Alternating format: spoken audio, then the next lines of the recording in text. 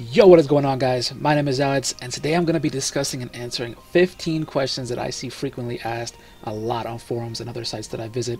So this will be like a beginner's guide to some of the more advanced stuff that isn't explained at all in the intro to the game. And with that, let's get on into it. But it's gonna be blue skies for you and I. We'll step out of the shadows and walk into the light. Yeah, it's gonna be blue skies for you and I. Alright, so question number one. How do I max out weapons and what are passive ability mechanics? Alright, so what you're going to want to do is you're going to want to go into your weapons and armor, obviously, to enhance. Okay, and you're going to want to look for a weapon that you're wanting to upgrade or whatever. And you can do this with armor as well. This is the same exact method. So for me, I have a whole bunch of these Orichalcum Dirks, from pulling for Ash and Vaughn's 35 CPs. So what you're going to want to do is, okay, depending on how you do this, and I'll explain more about what power stones are later on, you can max these weapons out in one of two ways. One of them is to have 4 duplicates, one as the base, and then you need 3 more to fill out these 3 orbs right here. These 3 orbs indicate the max, or the limit break. I guess it's like a meter. It's like a limit break gauge. So that's pretty much how you know where you're at as far as, limit breaking a weapon. So you would go ahead, and if you chose to, you would choose your base, right? And then see how it has, if you have a power stone, it'll show you here, you need 4 of them to get 1 orb. Okay? Or you can get a duplicate of the weapon, and 1 weapon duplicate will give you 1 orb as well. So what I'm going to do is I'm going to switch the rarity, or not the rarity, but the filter to be a dagger. And then, as you can see, when you get to this point, it'll say limit break, and then what you'll want to do is you'll click 3 of them. Like I need 3 to max limit burst this. So I'm going to do that. And it'll ask you yes, yes, yes. And then you confirm. So now you've broken it 3 times. Or once or twice, or however many times. And from there, you want to level it up. Okay? So now this will just take me a moment. I'll speed this up for you guys so you don't have to sit through this.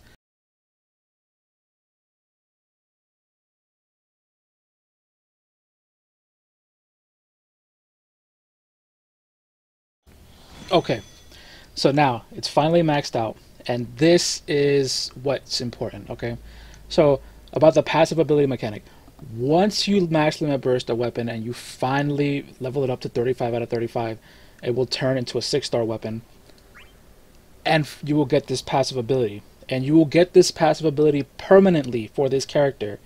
Okay, and you'll be able to tell that you have it because when you go back out and you go to your party menu and you look for the character or itself, it doesn't matter who it is, just depends on the weapon. So for me it was, where is she?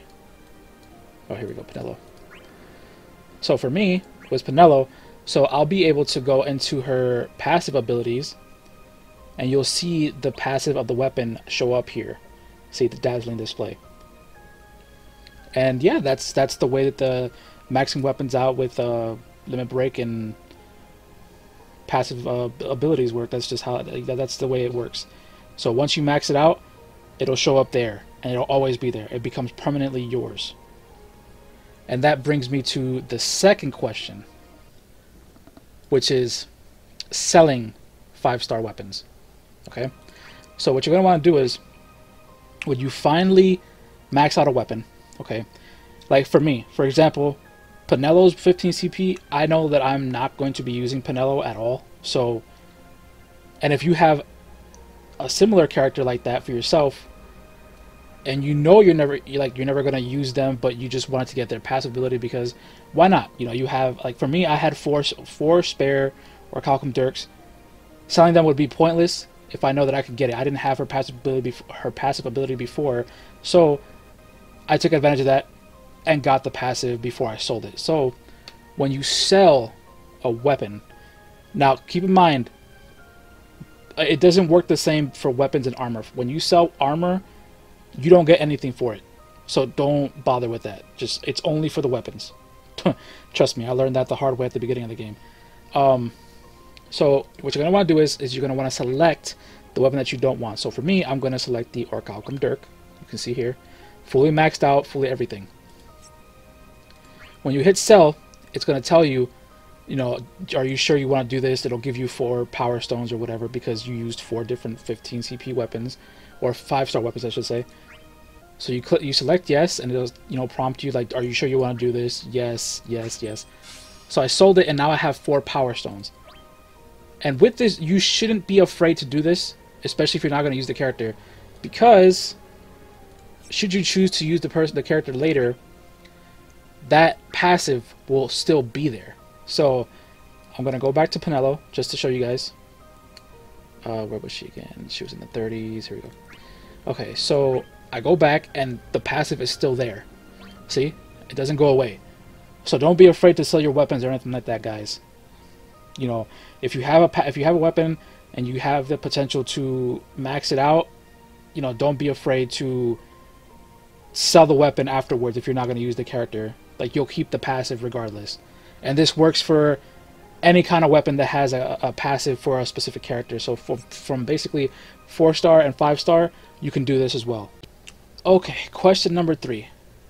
I just started. Who do I use, or what characters do I plan to get stuff for? After this, or you know, in the description, I'll leave a couple of links to a couple different sites so that you guys can look at upcoming characters and what they have to offer, and you know, all that kind of stuff. But let's just say you're starting right now, today. Right now, in the store or shop, whatever, there are 2 banners right now. We have our weekly draw, which brings, you know, Edge and Yuna's weapon and Vivi.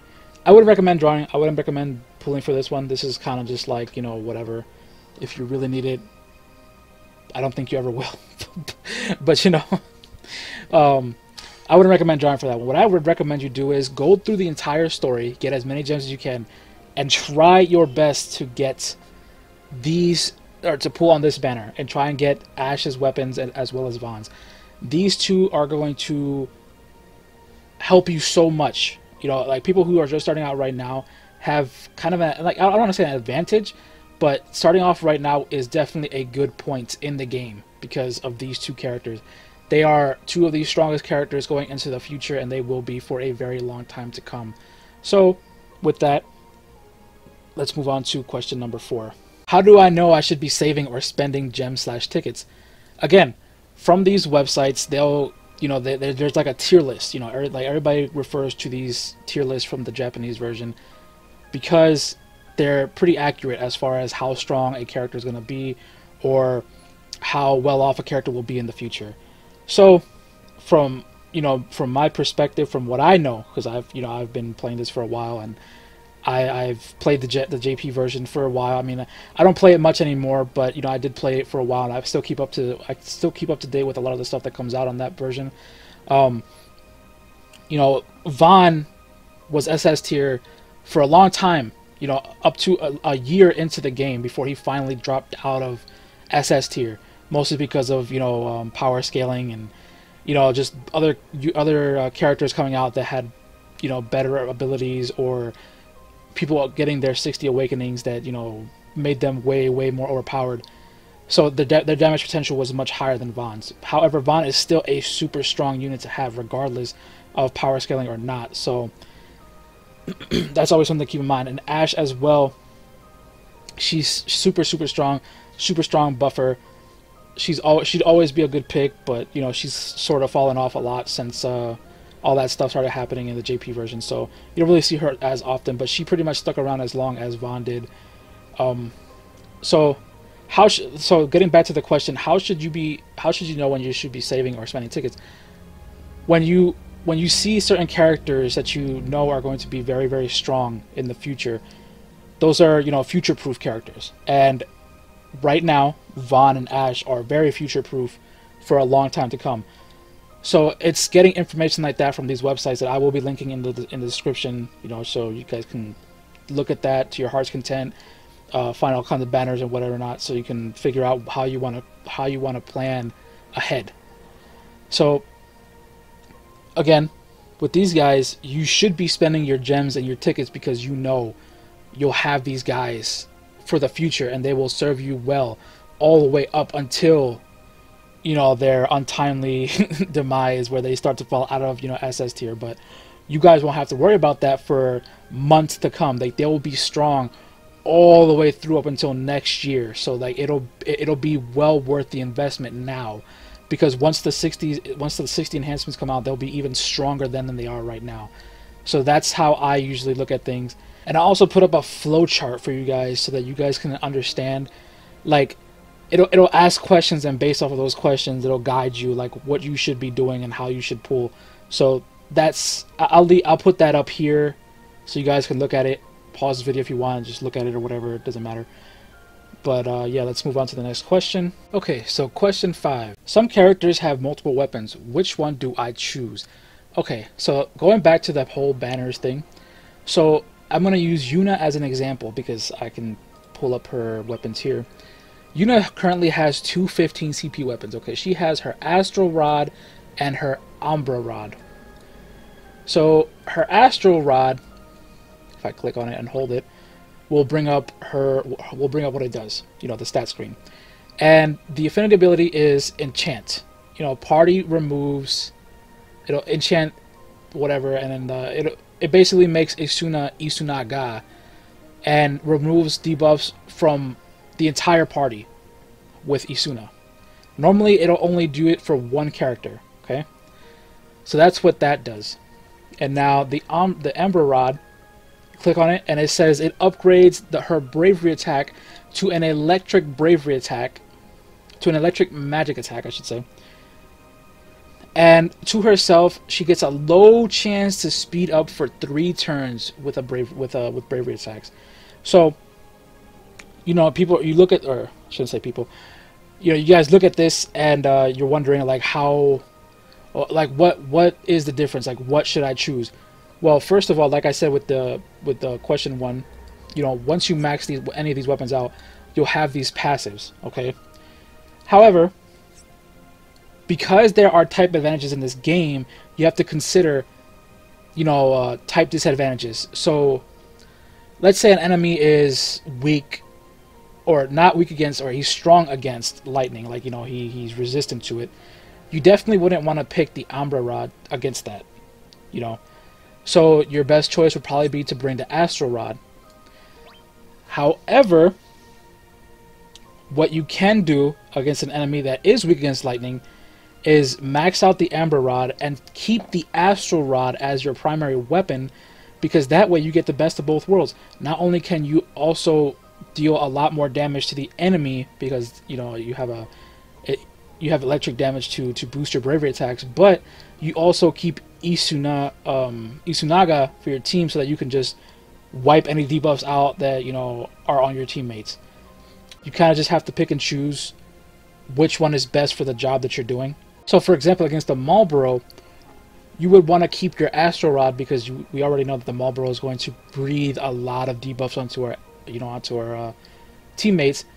But, you know, also having the passive for the Amber Rod wouldn't be bad either, because then you get, you know, a speed boost. And I mean, sure, he's not weak against electricity, but, you know, it still helps out, you know, no matter what, because of the bonus that it can give you. So that's the way that I see it. And then as far as 35 CP weapons go, so going to this banner, let's just look at this one. So, you know, you have your 15 CP and your 35 CPs. And of the two, if you click on this one and you see that it says 15 max CP 15, you'll know that this is the 15 CP. And then if you click on this one and it says max 35, it'll say 35 CP. The 35 CP essentially means that it is a stronger weapon, so you're gonna want to have this one equipped and max this one out as well. So that's pretty much the general rule with that. In case you were wondering, you know, which one is which, and, you know, what should I be equipping. That's basically the way it is. The higher the CP weapon, the better. Okay, so on to question number 6. I heard of the JP version, and what's up with that? Yes, there is a Japanese version of this game that has been out for over a year now, and if you're wondering as to how to play it, there is a special process you have to go through.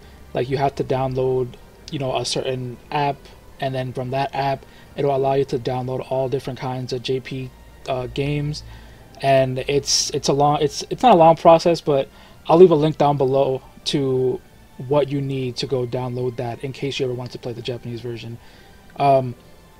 Because the Japanese version is basically where everybody gets all their information about the future of where this game, the NA version, is currently going. Okay, so on to question 7. How do I get more Power Stones? Okay, so this is an age-old question that gets asked quite a lot. Unfortunately, there aren't very many methods or ways to get Power Stones currently. Pretty much the only way to get them currently is by selling your 5-star weapons or 6-star weapons, however you feel like going about it. Basically, you choose one, sell it like I showed earlier in the video, and you will get Power Stones. The other method is by just waiting for certain events to come through, and sometimes they will give it to us, sometimes they won't.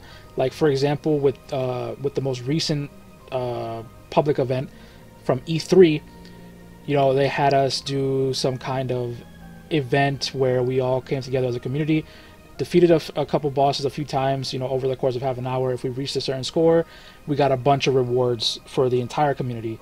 So one of the rewards for that was 4 Power Stones. So that's another way that we can get them. But those are pretty much the 2 major ways to really get them. There isn't any other way that has been released yet so far for us to get them. So that answers that. And that also leads into question number 8. How do I get more armor tokens? Okay, this one is a bit easier. So basically, let's back out real quick to the quest screen. And a lot of you may be questioning or wondering how to get more of these. So essentially, on every single character release, like for example, we just got Ash, this past week, and when you complete all of her objectives, her quest objectives that you'll see here in the missions tab, you'll essentially, like, it'll show somewhere in here that she'll have a whole bunch of stuff here. So basically, once you start completing and you get her co-op rewards or points or whatever, and you get rewards, you'll start to build up enough points to get these armor tokens from here. For every character release, you always get 5. So yes, it will take you a while to get these armor tokens. It's not going to happen overnight. You're not going to get 20, 30, 40 overnight. It's going to take it's a long process. This is an ongoing game. You can't expect to have everything right there, bada bing, bada boom, in your lap. Like, no, that's not how it works. Like, I've been playing this game for months now, and I've gotten, for the most part, a lot of the armor pieces that I want for the characters that I use. But as a new character, you'll probably find it frustrating that you have to wait for so long to finally get these things. But just like with the Power Stones, there are events that happen sometimes where they'll give us a considerable amount of armor tokens compared to the Power Stones, because I feel like Power Stones are a lot more difficult to get, and they're a lot more valuable, so they don't give us as many. So, and also, the other way to get them is through the lost chapters. Now, if you're a starting player and you're new to this, I wouldn't really recommend going for the armor tokens here just yet, because these lost chapters are very, very difficult, and they are meant for the veteran players to have a challenge. Because when you go into the hard mode, the missions become, they get really, really high, like up into that level 90s. So, as a beginner player, it might be very difficult for you to try and do this. So what I recommend is, build up your teams, get stronger, come back in maybe a month or so, and then try it again if you can't do it now, because by then you'll probably have built up a bunch of stuff, and your team will be a little bit stronger. But if I had to say so, I mean, try it. I mean, if you think you can do it, try it, and do your best. I mean, you don't have to get all the way through them. You might be able to complete like the first 2 of each mission because they're like still like in level in the 50s and the 60s. So you might be able to get a couple of them from there if you're strong enough to do them. So try them out, feel it out, and see what you can do. You know, don't try and kill yourself over trying to get these armor tokens. They'll come to you eventually. Like, you know, it's all a matter of just waiting until you finally get all that stuff to become stronger. Because once you finally reach a point where you have all your stuff set in stone, getting these armor tokens from the lost chapters will be a breeze. Okay, and moving on to question 9, I kind of touched upon this topic in the last question. What are lost chapters and why are they so difficult? As I stated previously, the lost chapters, their essential, the goal behind them is to give you the characters who were released way back in the beginning of the game, in case you missed it by not playing, you know, way back then. So basically in the easy mode, you know, you'll be able to unlock the character and have them on your team.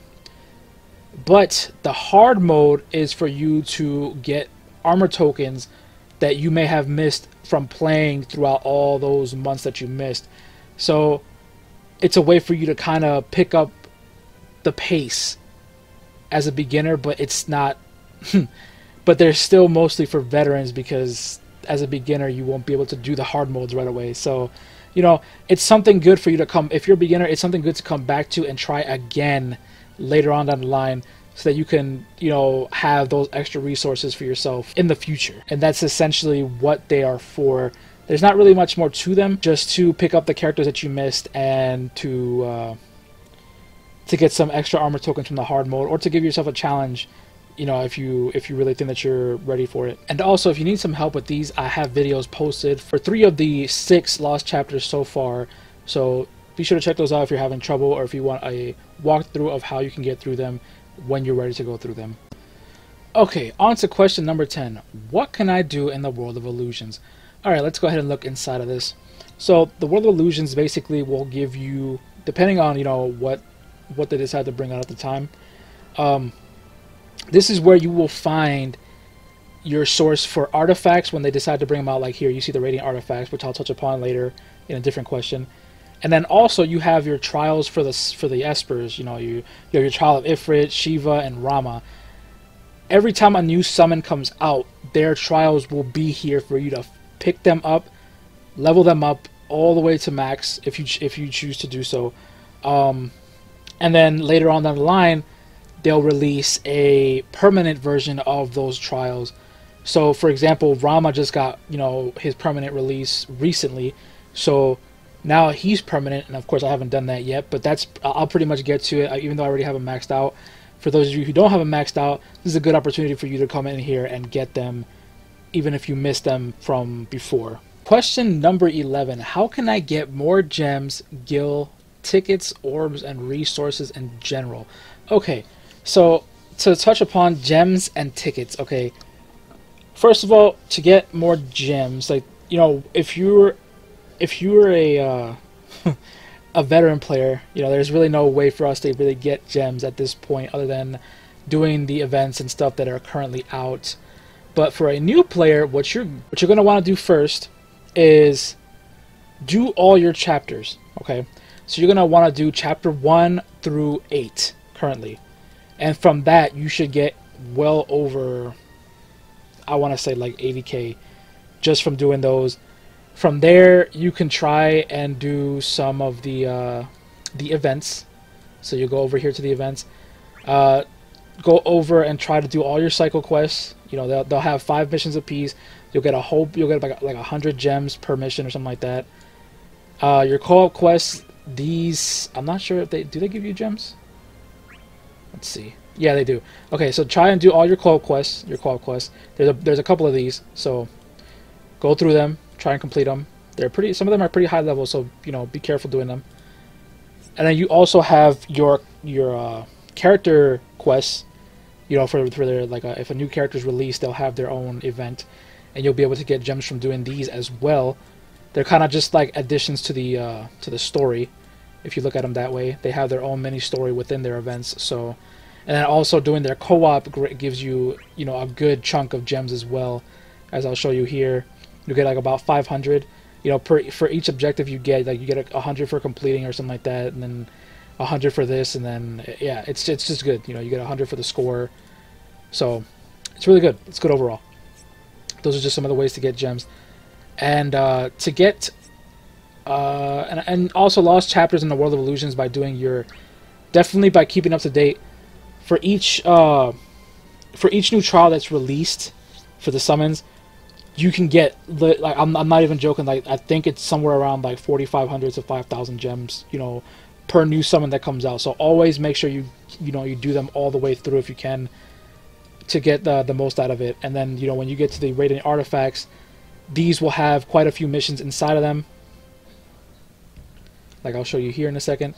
You know, you have a good amount of these. You know, you have like 10 or so missions to do, and each one will give you like around 100 or so. So that's it's a lot. It's a lot of stuff. It's a lot of gems. There's a lot of gems you can get in this game. Those are just some of the ways that you can get them, but there are lots of different ways for you to get gems in this game. Especially if you're a beginner, you just have to look for them. But those are just some of the ways that I know off the top of my head that can get you, you know, a good majority of gems. And then going on to Gil, you know, for Gil, basically the best way that I know to farm for that is to head into the cycle quest, the Golden Cactuars, and you go when you unlock this, you want to go to your support items and use the Book of Fortune. And when you use this, you know, you'll get double the amount of gil from quests for 30 minutes. Basically, I mean, depending on how efficient you are at farming this, I've gotten somewhere between like 100 to like 150k gil per 30 minutes. So I mean, it's definitely a time investment, but it's well worth it in the end. It'll take a little while to get a lot of gil, but it's definitely the fastest way for you to pick up gil in this game. That's my recommendation to you if you're looking for a fast way to farm gil. As far as tickets go, the only real way that I know that you can get tickets is by doing the character events. Usually by doing their co-op quests, they'll give you a bunch of tickets.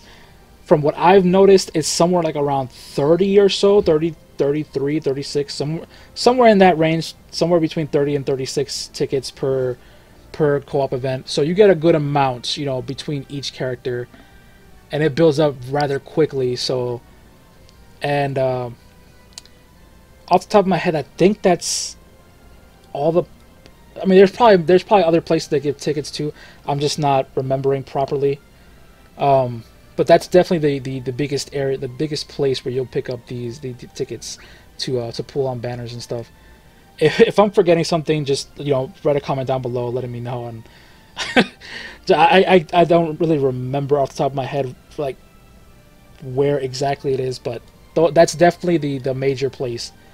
For orbs, you're gonna want to go to this. I mean, this is where I farm the orbs. I mean, if somebody has a better method, let me know. And, you know, like this is where I farm mines. I'll usually just go to like a trial of Ifrit or something. It doesn't really matter which trial you go to. And in here, you'll see that there are these two normal icons, I guess. I don't know what they're called. Or missions, you know, whatever. And you'll see that they say like Crystal Spring, and then you'll see Orb Spring. Okay, so with this, you want to go to the Part 3, because Part 3 always has the best drops for these orbs. Okay, you're farming this to try and get the 4-star orbs as much as possible because they're the best. So, and this is basically just your best, the best bang for your buck, anyways. You know, for your amount of energy spent. So you come in here, you bring a book of treasure if you can, and you basically just run through this a couple times until you run out of energy, or if you just want to keep on going over and over and over, you know, spend some potions and whatnot, and you'll get that. And you should rack up a lot of orbs relatively quickly. This is the best way that I know to farm this. So if there's a better way, let me know, and I'll probably post it in the description. But this is the best method that I know of so far, and that works for me because this also drops, you know, Sylph and Chocobo materials. So this is definitely the best, in my opinion, the best way.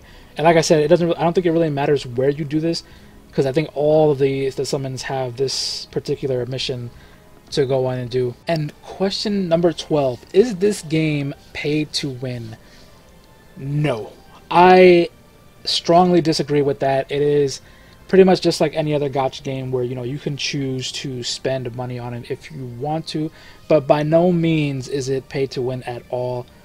They give you more than enough resources for you to get by on, to get everything. Well, I don't want to say everything because, you know, it's all RNG, but you get enough materials so that you can, or not materials, you get enough resources that you could pool on banners however, as frequently or infrequently as you want.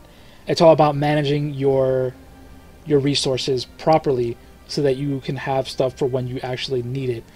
In this game, you don't have to pool on every banner. Should you, like, if you do, it's gonna be very difficult for you to be able to pull on something that you really want later on. So, like, again, I'll be leaving links in the description below to the JP version for like the banners that are coming up and whatnot, because that's how I stay up to date with all this stuff. That's how I stay informed, and that's the way that I think that you guys should play this as well.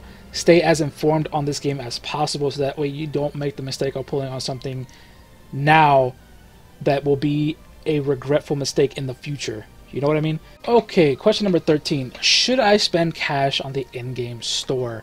Okay, this is the way that I look at buying gems in this game in particular. If you plan to buy gems, I highly recommend you do not buy them normally, because the prices are very, very extreme. Like, they are very expensive. Usually when I decide to buy gems, or, you know, for whatever reason, or if I decide to buy them, I will wait until they release the special chests, you know, whatever, that give you bonus gems on top of that. Where, I mean, it doesn't happen too frequently, but like, I'd say it's maybe like once or twice a month, depending on who's being released and whatnot, and what's being released. So, like, for example, like this the Mithril chest, you know, it says 6,000 gems. You get 4,500, and then you get 1,500 for free. This basically gets upgraded to, you know, you just get 6,000 gems, and then you get another 3,000 on top of that for free. So you end up getting 9,000 gems for 37 bucks. I think that's hella worth it, in my opinion. But that's the way that I look at it. And then, you know, like this one, I think the adamant chest goes up to like 18,900 or something like that altogether. So, you know, that's the way that I look at it. I don't buy the boxes right out of the shop like this, because they're just way too overpriced for me. In my opinion, they're just way too overpriced. But now recently, on top of this, they've also added Kupo cards. Not sure where it'll show up at, but I'll just go back to the home screen real quick and show you. These are definitely, in my opinion, super, super worth it. So I couldn't find the actual post about the Kupo cards. So here in my gifts, I can just show you what they do. So you basically get your like silver Kupo card and your gold Kupo card. And the silver Kupo card was about $5, and the gold Kupo card was about $15. And basically, they give you a certain amount of gems each day for 30 days. Okay, so it's kind of like I guess you could look at it as kind of like a Prime kind of thing, like, you know, a subscription. I don't really like to look at it that way, but it's kind of like that in a way. But basically, when you see the rewards, it'll basically give. I think the silver one gave. I don't even remember how many gems right off the bat. It was like 100 or something like that. But altogether, it'll end up being 1,200 or so. I don't remember off the top of my head. And then the gold one gives you like, you know, 5,050 or something like that altogether. So it's all over the course of a month. So definitely worth it. If this is continuous, I think it's permanent, where you can buy this over and over. I definitely will keep this going because it's super worth it. You know, if you're not really into paying for gem boxes and all that stuff, this might be the way for you to go to continuously get some kind of income for gems as time goes on. That's my view on buying stuff in the game store. Okay, we are reaching the end, and we are on to question number 14. What are artifacts? How do I get them and use them? Which are the best? And which are the best? That's a lot of questions in one. So artifacts are essentially bonuses to a specific character's passives. Okay, they're basically added on passives that you can get from unlocking them through the artifact system. Just to show you some of them, show you some of them, like, you know, for example, my Ash, like, you know, it'll come like this. It'll be an extra passive that'll give you some like max bravery, or, you know, Mighty Nordswain's Glow 2-star, which will basically be it'll improve, you know, her Nordswain Glow ability by a certain percentage, 10% to be exact. And how do you get them? You can, for certain characters, depending, like right now we have the World of Illusions treasure hunt. So if you come in here, it will show you what you can get. So basically, they're color coded. So depending on what the character's crystal color is, so if they have the black or yellow or white crystal color, you'd want to go in here and do, you know, one of the 3 paths depending on which one you're looking for. And then, you know, the same for red, blue, and green. You just go in there and you would look and you would go down a path. You know, I think, if I'm not mistaken, they're color coded as well on the inside. Like, you know, like it's they follow that. It's like the left side is black, you know, the middle's yellow, and then the right is white side. And then on the it's the same thing for the other one as well. On top of this, the other way that you can get artifacts, depending on, like, for example, sorry, let's go back in here. Ash, I think they put a post out where you can get artifacts from this for every other character except for Ash, because she just came out. For Ash, what you're going to have to do is, or for any new character that comes out, you'd have to do their event, their co-op quest. And from doing their co-op quest over and over, you eventually accumulate a bunch of her artifacts.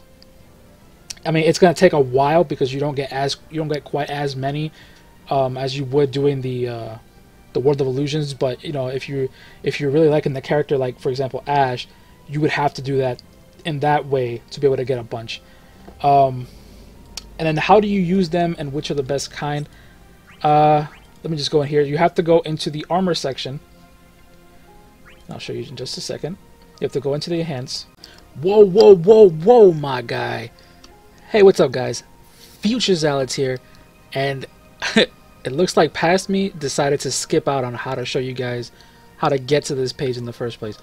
So what you have to do is you have to click on this drop-down menu, okay? And then here in the filter, you have to choose this flower-looking thing and uncheck the armor one. Otherwise, it's gonna be all clunky and stuff. So this is just the best way to show it. And then you can obviously choose to show the 2 and 3 stars, and so on and so forth. But yeah, I just wanted to show you that, just to make sure that you guys aren't confused by how to get to this page. All right, continue past me. Go to the armor side, and you see this will be like a list of all the different artifacts you have in here. So basically, to use them, you essentially do the same thing as you would be doing if you were limit bursting a piece of armor or a weapon. So you would select one, you know, you have it there as the base, and then you would go ahead and click on 1, 2, and 3, and you scroll up and you just kind of just grab a bunch of the low level ones, like the bronzes, and you level it up.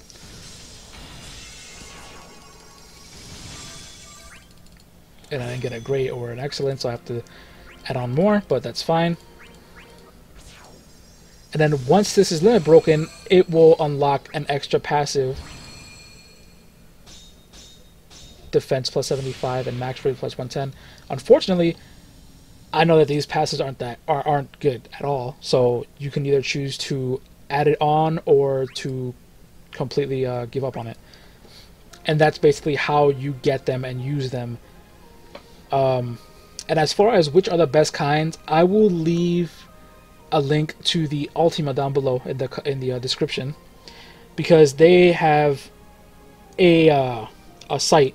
You know, it's obviously for the JP version, but on that site you're able to find all different kinds of information on the passives and which ones are best for which characters.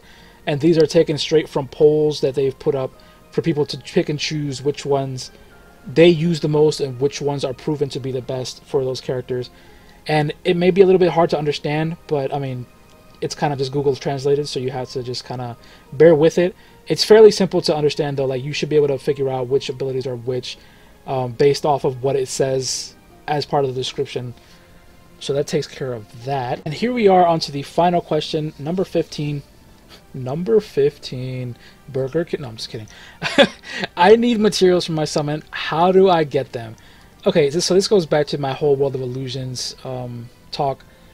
When you come into the World of Illusions, it'll give you all the options you need, or have at your disposal so far for these summons. Like for Trials of Ifrit, you'll have his whole trial to go through to get all of his materials, Shiva, Rama, and pretty much every summon that comes out, in the future, or, that's upcoming from now until the future, they'll always be here in the World of Illusions. The certain missions will give you certain materials. Like each mission has a purpose in these trials. But some of them drop, for example, like for Ifrit, you would need like Monster Claws or Beast Horns or whatever they're called. And you'd probably go to a lower level mission so that you could get those materials to drop in bulk. But then to get like the little Firestones and the Anima, and I don't know I don't know what they're called off the top of my head.